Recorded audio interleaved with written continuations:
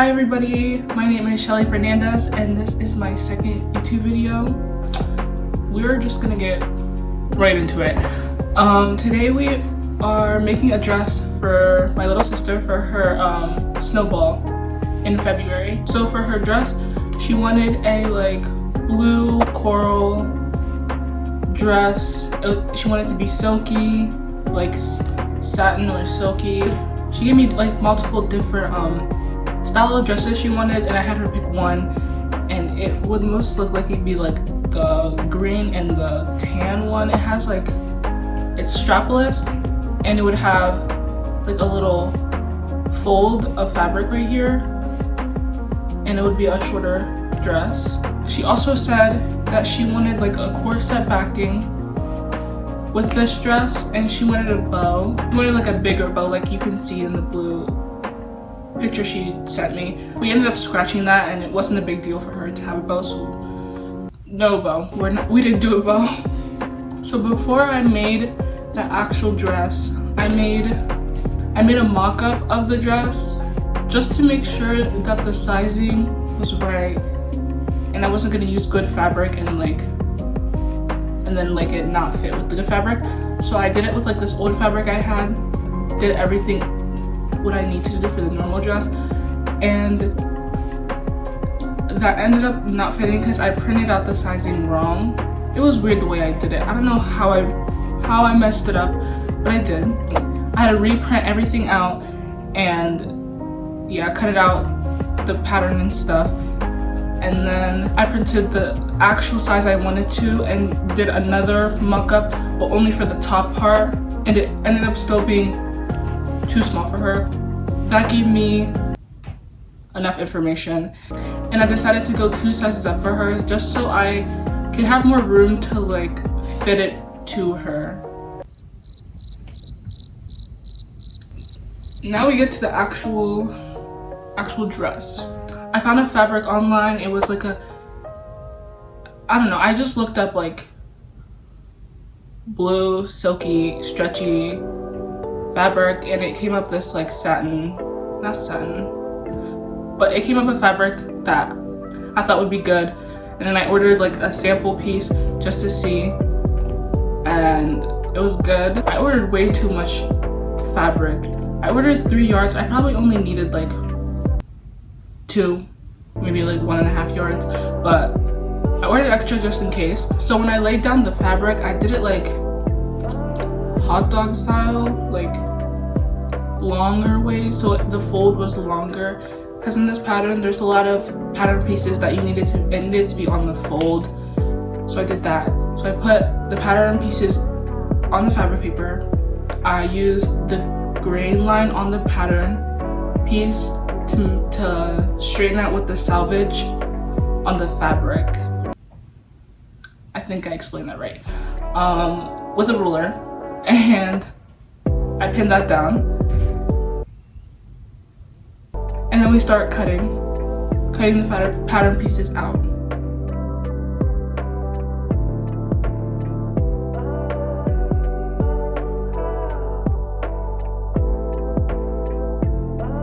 And one of the pattern pieces, it needed to be 2 of them, but on the fold. So I just had to cut one, take the pattern piece off, and then cut another one on the fold. And then I laid all the top pieces out just so I don't get mixed up. And I always start from the middle and do one pattern piece, and then like keep going outwards to make full one. Then we sew.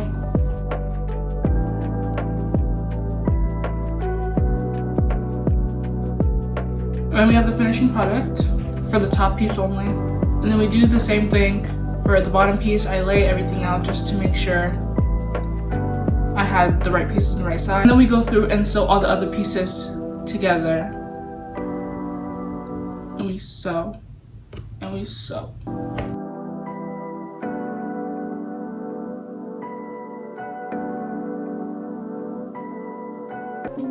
And then after sewing the top piece and the bottom piece, we take the top piece, well, we take both pieces and we iron each seam open out, so they're like, well, actually, hold on, scratch that. Before we iron the seams, I go through each seam allowance and like zigzag stitch, so again it doesn't fray. This fabric frayed so much, like I wish I had a serger so I could avoid that, but I don't, so I have to work with what I have. And yeah, I don't really know if this really helped though, because it was still fraying a lot. Like I had thread literally everywhere, and I had to keep cutting thread off so it wasn't so hard to work with. You align the seams from the top and the bottom just so it looks like the seams aren't like wonky. I don't know, it makes it look like it was professional, and they matched. They matched, because when I did the mock-up, the top was too small and the bottom was, I don't know if it was too small or just like normal size. The top and the bottom like did not match, so I was worried it would happen again with like this, but it didn't because I printed it out right. So, and then we do the little strip that goes at the top. I matched up the two pattern pieces that I had to cut out twice from the same pattern piece, and we sew on the sides and on the bottom. We sew and we sew and we sew and we sew. Everything, we iron the strip so it's flat and it's not like rolling over on itself, and then we start the zipper. The zipper was the longest and the hardest part for me to do. I'm still working on putting in zippers and stuff, so I went to Walmart and I got like an invisible zipper. They didn't really have like a color match, so I got like a darker invisible zipper. You won't really see the zipper, so I don't think it really mattered. But I pinned both sides of the zipper, and then I always pin the zippers, and then I always zip it up just to make sure I pinned the zipper right. And it worked. It looked invisible. And then my sister did say that she wanted like a corset backing, and this fabric is way too light to actually like put in a corset backing, so I had to put it I think it was 2 inches wide and then as long as like the top corset, and put it on the 2 like backings of the dress, so it would just add more thickness and like support when I add the like eyelets into the backing. After all that, I had my sister try it on, but I don't have a video of that. It was too big at the waist part, but the skirt part, like, because she wanted a little flowy at the skirt part, was fine for her. So I had to take the zipper out. Yeah, I took in like a good amount on each side. I had to taper the zipper downward because I already had like the bottom part already sewn, but that was my first mistake. So I sewed that in. This is where I made so many mistakes. I should have just taken the back seam just all out, put it in the zipper, and then put it back in just so it laid flat. But I didn't. I don't like seam ripping stuff, and I didn't. It takes forever. So I decided to be stubborn, and I decided just to try to blend it in, and it was not working. It was not laying right. It just wasn't laying the way I wanted it to lay. So I gave in, and I took the zipper. I took the seam out, re-sewed it in so it would just lay better, and it worked, which I should have just done in the first place. But so now that the zipper and the bottom of the skirt was like sewn and done, I started working on the top part, which would be like the corset lacing part. I made sure I had enough space so it would actually be like a corset backing and it won't be too close together when you like lace it up. Then I sewed 1/2 inch on both sides of the dress on the back top part. Since I took in the like side parts in basically because I needed to make like a V on the corset, I had to take in that little strip that will go on the top of the dress. So I shortened that, and then we pinned the little strip that's gonna show and like the back of the lining, like this part, because it's like the front, the little strip, and the back, like the lining part, onto the dress. and we used a half seam allowance and sewed all around there. More sewing.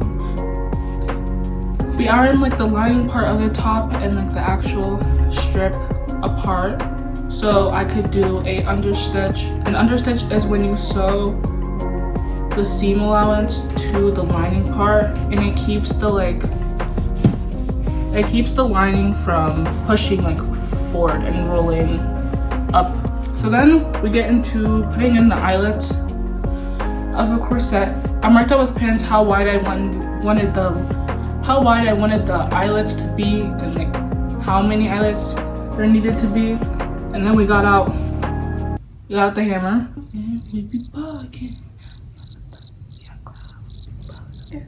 And then we made holes with like the little tool that gave me in the kit.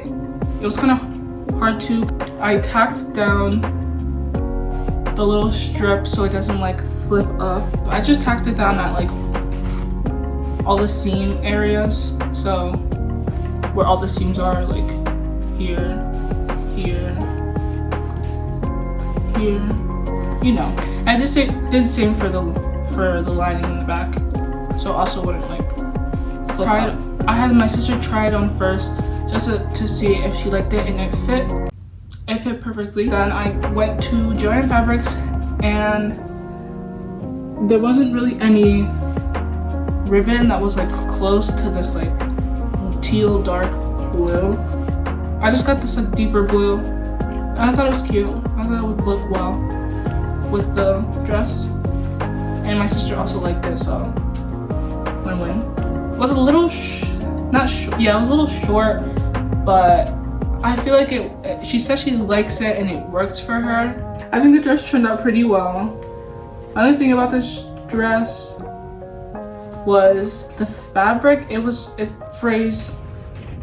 fabric frays a lot, and like if I had a serger, obviously it would not be fraying this much because it would be like overlocked. The original pattern did not have a corset backing. It had a zipper, and I just YOLO'd it and put it in figured out and put it in myself, and I think it came out really well